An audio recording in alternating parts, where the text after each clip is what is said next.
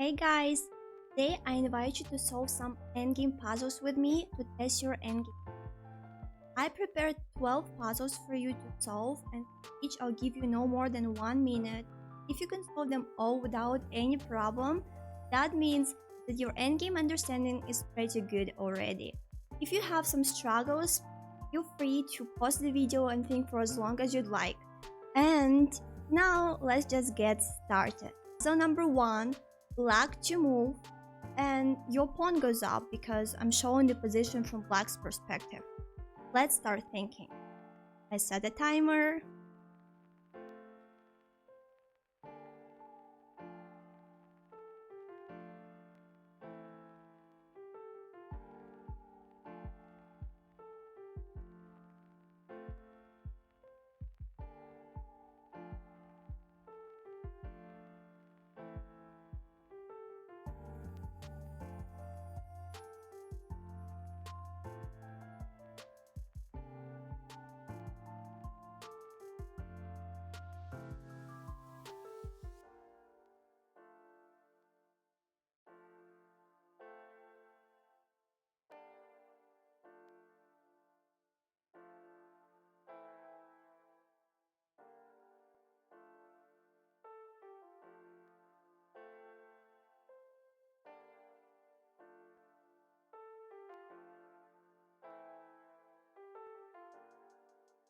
Also black to move. That means your pawn goes up again.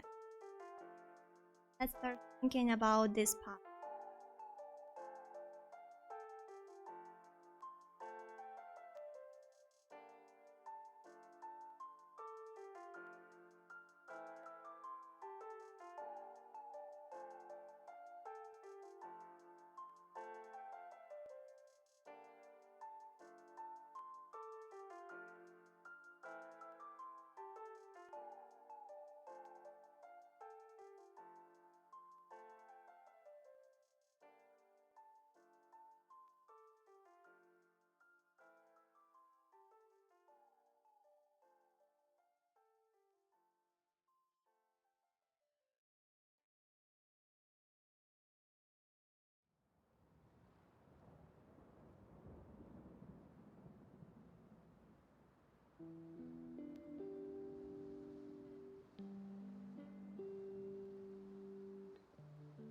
Also black to move, and again black pawn goes up.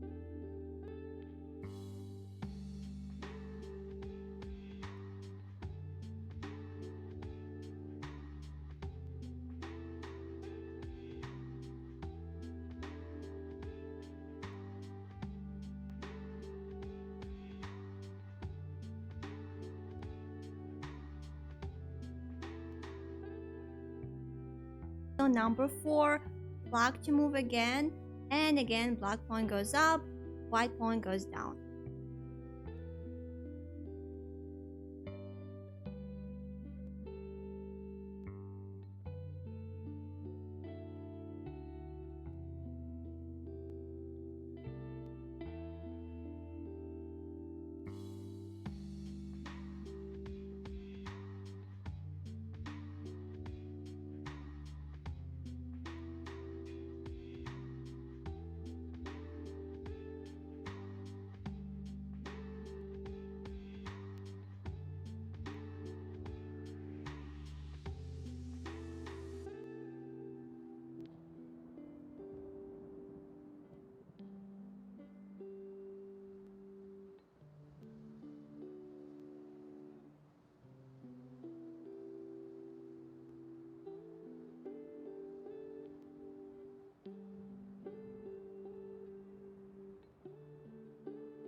White to move, puzzle number 5, Now white pawn goes up and black pawn goes down.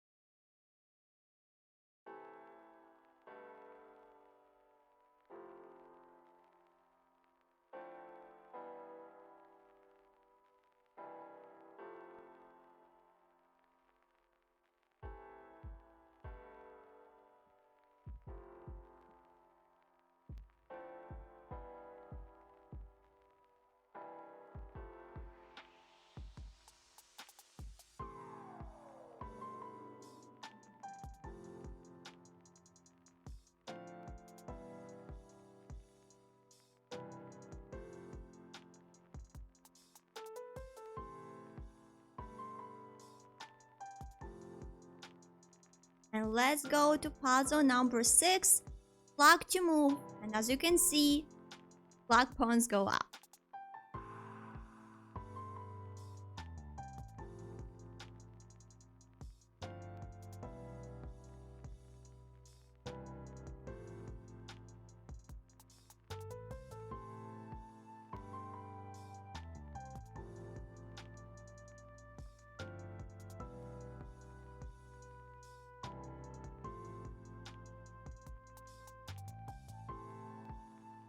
Yes, today we're solving puzzles, testing our endgame skills. Very nice.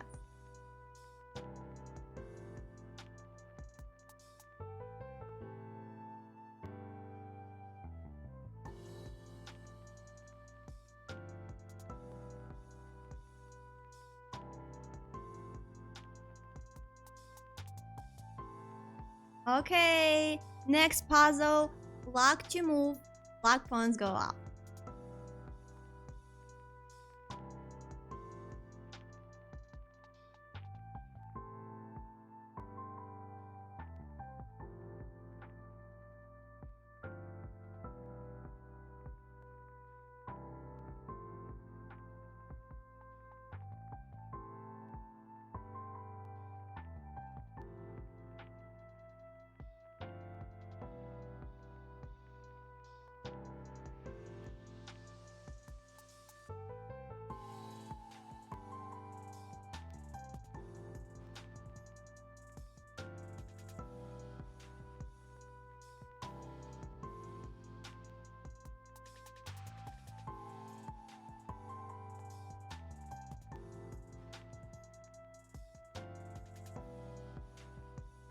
Okay, next puzzle, white to move, and black pawn goes down, white pawn goes up again.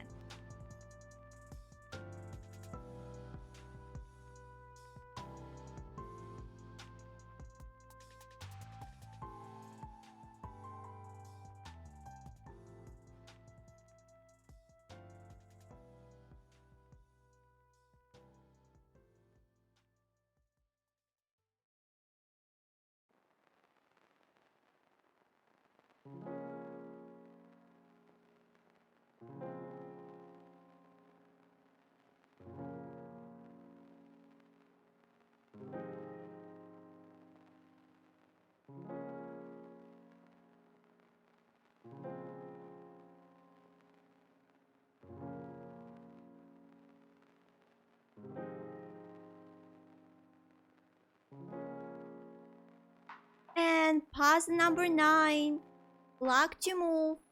You can see that black is below, so black pawns go up.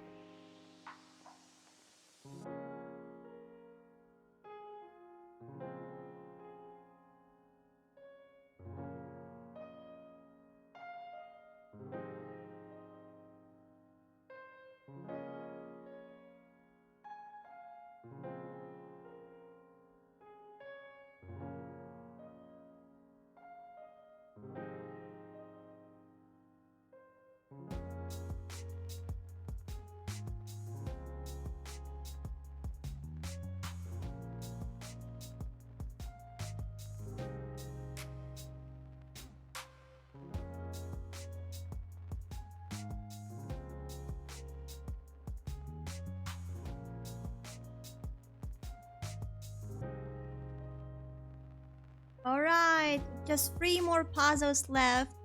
Next one, white to move, and white pawn goes up.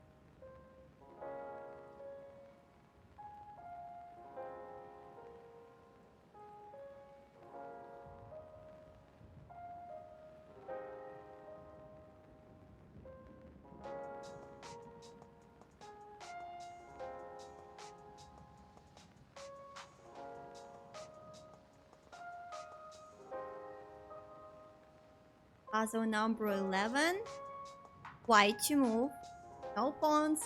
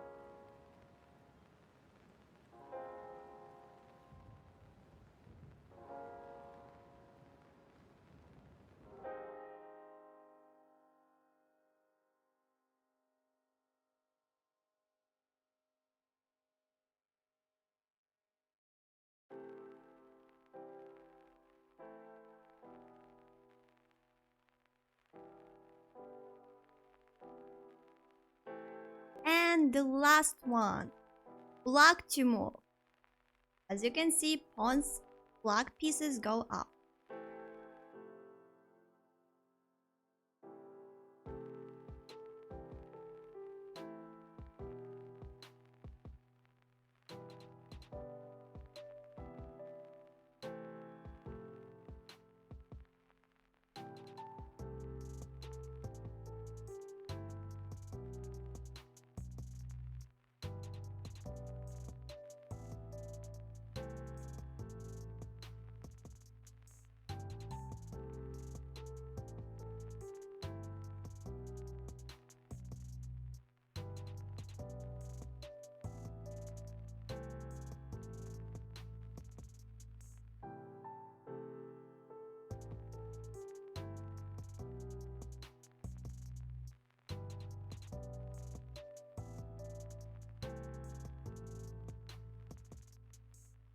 Okay, time's up.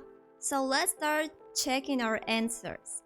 In the puzzle number 1, where it was black to move, you can see that you have an extra bishop, but your pawn is being attacked on b4. So here you have two options of protecting the pawn. It's either bishop e1 or bishop e7. If you solved it by bishop e7, you could add yourself 1 point because it's correct. You just can protect the pawn by playing bishop e7, and I mean, you're just winning this position. Nobody's gonna take this pawn. If they play a3 at some point in the future, you just take it and you win. The color is of your bishop, so your pawn will easily promote, especially with your king's help. However, if you decide to play bishop e1 instead, you get 0 points because king could go to a4 and next move would be a3, which you can't stop. For example, king a3, and you're forced to trade this pawn one way or another, and if you do that, you can't win with one bishop. So that's a draw. Puzzle number 2, black to move. You can see that your pawn is being attacked and is about to die. But your opponent has a rook pawn. That means if you make the right move, you'll be able to block the king in front of the pawn because the rook pawns are the hardest ones to promote. If you start with king d7 trying to come closer, you get 0 points because you can't cage the king. The pawn will just promote and the king controls all the squares, so you can't just come closer. So instead, you should start with pawn h5, and after king goes g6, attacking the pawn, your king has enough time to come closer one way or another, and if the king goes to h7, you imprison the king. And there is no way they can win. They could try to, but if they try, your king will go to h8, and they just don't win with this rook pawn. If you found this variation, add yourself another point. Puzzle number 3, black to move, and as you can see, white has an extra bishop, so you're gonna be in trouble if you don't find the right move. The right answer is, and you get 1 point for that, king c5. What you want to do is you want to come closer to a7 by going to b8. Let me show you. And once you come to b8, that's actually a theoretical draw. It's called a fortress because there is no way white can make you go away. Because let's say they try to come closer, king d8, you go to a8, and if they go king c8, that's a stalemate. If, however, they try to check you, that's also gonna be a stalemate because your king has nowhere to go and this pawn saves you, even though the color of promotion is the same as the bishop's squares. Anyway, that's a theoretical draw and you get another point if you solved it correctly. In the fourth puzzle, that was quite interesting. Your pawn on a5 is being attacked, so there is no way you can win the game, but you can try to draw it and you can succeed. I mean, there is one way to play and you get 1 point if you play king b3, attacking their pawn in turn. This way, if they take your pawn, that's a draw because two kings have nothing to do without other pieces. But if they try to push their pawn, you'll push yours and you just promote at the same time and they just can't gain your queen. That's a draw. Alright, puzzle number 5, that was white to move, and in my opinion that was the most complicated one of all of these puzzles because you needed to calculate variations. If you played b6, you get 0 points simply because the black king has an easy way of stopping you, just going king c8, and if you try playing king a6, they just block you, king b8, and you never promote. However, you have enough time to go and stop this pawn, so that will be a draw. But you can win in this position if you start with king a6, because now if they try stopping you, they don't succeed, your king has enough time to support your pawn completely.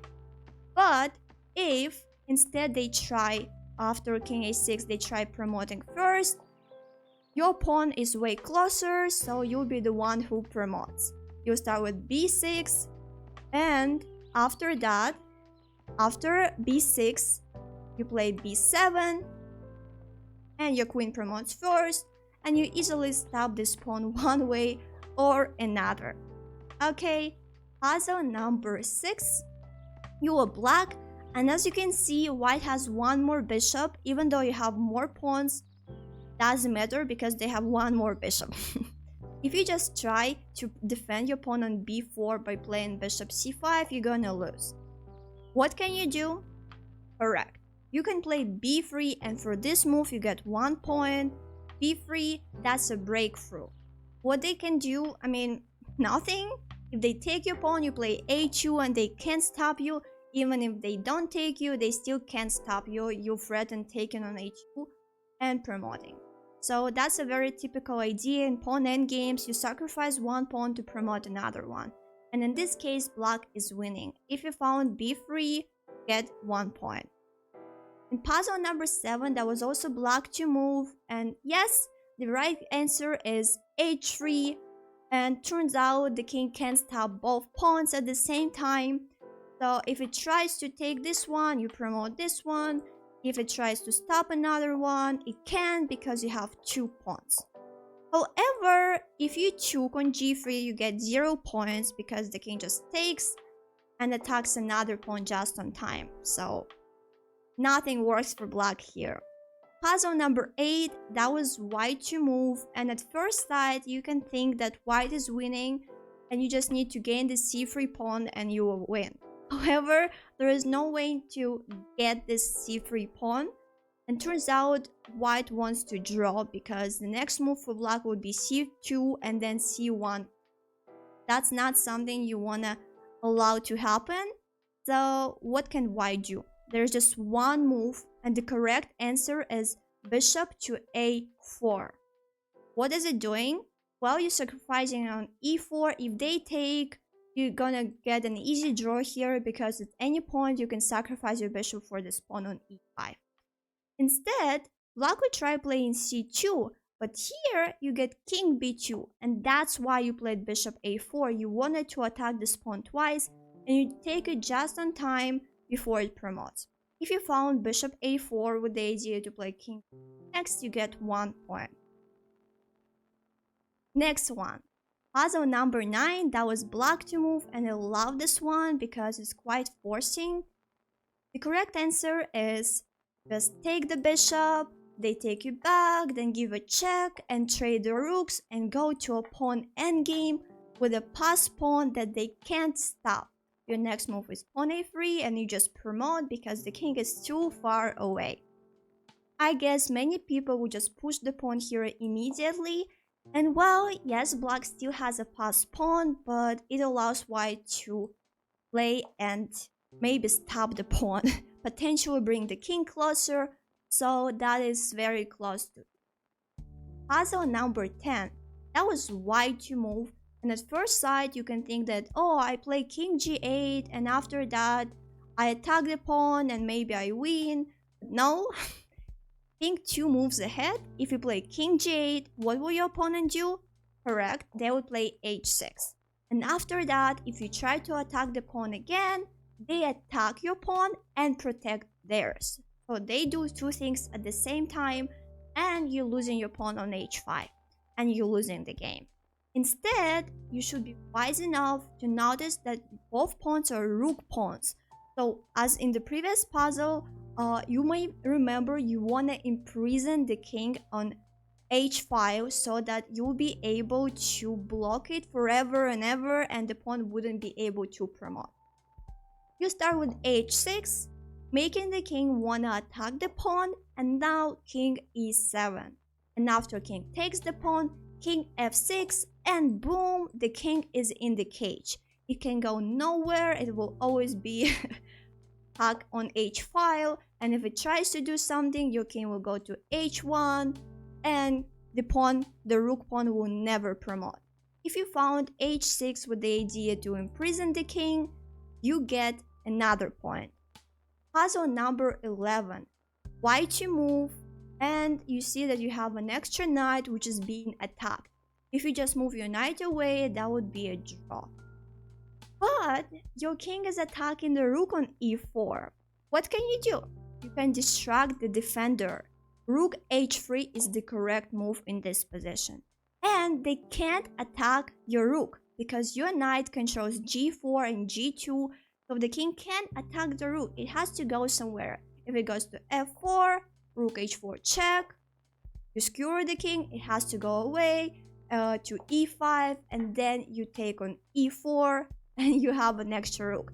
So if you found a way to win this rook by playing rook h3 and then rook h4, get another point. And the last one. Here it's black to move, and as you can see, the king is protecting the pawn and the king just can't leave the pawn alone. If it does, that would be a draw. What you need to do is you need to play pawn f5, and this way it's white to move. But they can make a move and still attack the pawn on f3. They have to go away, and that will give just enough time to attack the f2 pawn by playing king h3 and then playing king g2, and now you're winning. So even though you have double pawns, in this case that was a very good double pawn which protected the essential square. So to sum up the situation, we solved 12 puzzles, and I'm very curious to hear how many of them you got right. If you got more than 8 puzzles right, that's already amazing. If you managed to solve them correctly without pausing the video at any point, that means you already have more than 1400s on chess.com, at the very least when it comes to endgame. If you paused the video but still solved more than 8 puzzles correctly, I would say your rating is in the range of 1000 to 1200 points. If you struggled a lot and you solved less than 8 puzzles, or maybe you didn't solve anything, that means you need to work on your endgames. And let me know your results in the comments. It's super interesting to read. And also let me know if you love this video and you would love to see more videos like that. That's all for today. Thank you for watching.